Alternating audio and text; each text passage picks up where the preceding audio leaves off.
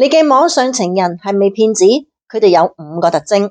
第一，佢哋唔一定會扮到自己好有錢，但至少都會扮到自己係財務自由。有時會係公司老闆或者係專業人士，佢哋係會做到自己嘅人設，好中意睇書，好中意做運動，生活好有規律。感情方面，多數都係離咗婚，仲要係伴侶出軌，自己呢就係好情深意重嘅。第二，佢哋會同你死傾爛傾，都唔會見面。如果你話想約佢，佢就會話好忙啊，或者要出差等等所有嘅理由。總之就係要拖住你，至少都會約你一頭半個月先出去，因為佢哋要利用呢段時間盡快同你混熟。第三，情騙嘅騙子唔一定係捧到你上天，佢哋通常分2個階段。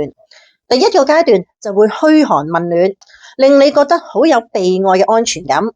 當佢知道已經拿捏咗你嘅心嘅話，就去到第2階段。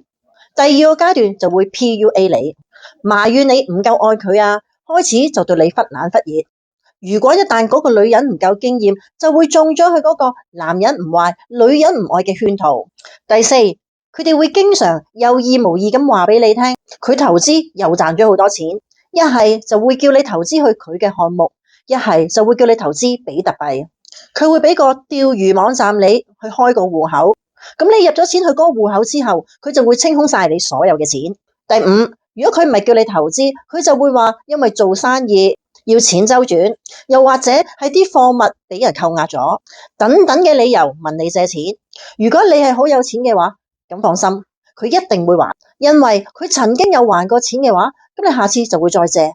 再借之後，佢就再還少少，跟住再借又再還少少，到最後一次過走晒，一啲都唔還。所以點解有時睇新聞話啲騙子可以呃到幾千萬，就係因為佢哋曾經有還過錢。如果你係遇過呢啲騙子，又唔係嗰5個特徵，咁就留言話俾大家聽，咁以後就唔會咁多人中佢哋嘅圈套啦，係咪？